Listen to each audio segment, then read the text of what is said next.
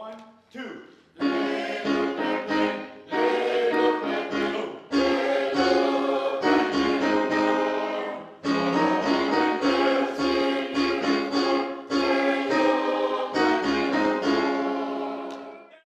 Every community has a voice, even though sometimes it's not really told in a certain way. But I think every community, especially the African American community, people really rally together to make their community what it is. So the Waters Edge Museum and the Bellevue Passion Museum, they're sisters museums. So the visitors will start in Bellevue.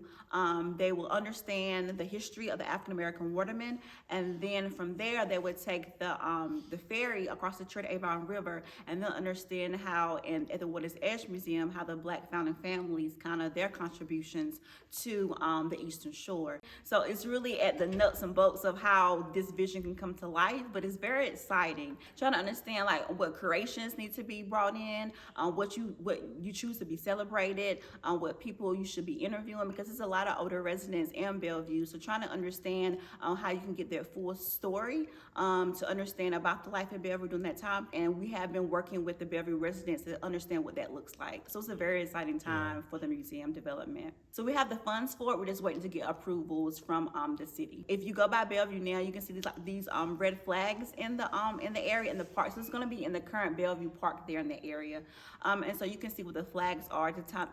In that area is kind of roped off to where the museum would be. So as things keep going, progressing, I would say end of the year, early next year, we'll be able to break ground.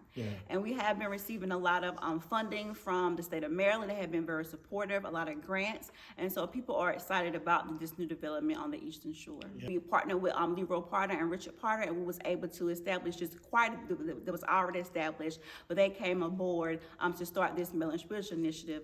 They had won a major concert at the Cosmos Club of September of last year, and so that was kind of like their big coming out party, and we have got very good reviews, and people are very excited to hear them sing, and their voices uplift the African American contributions and the spirituals of our nation. This book, this is A City Called Heaven, was made out of the contributions that RUTH STARR ROSE had with the Children and Money family on the Eastern Shore.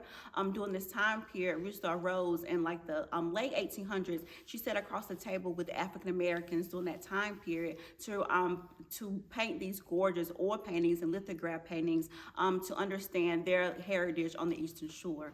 The spirituals that the African Americans sung, Negro spirituals was sung during the time period where people were erased from slavery, and that is a real contribution to the African American culture. And so this book, and also with the Melanin Spiritual Initiative, what they're doing is telling this story at large. We have an event coming on June 17th at the Avalon Theater, where the choir will be singing about 5 or 6 songs that afternoon, and just celebrating the cultural heritage of Juneteenth, and also that RUTH STARR ROSE and the African Americans who contribute on the Eastern Shore.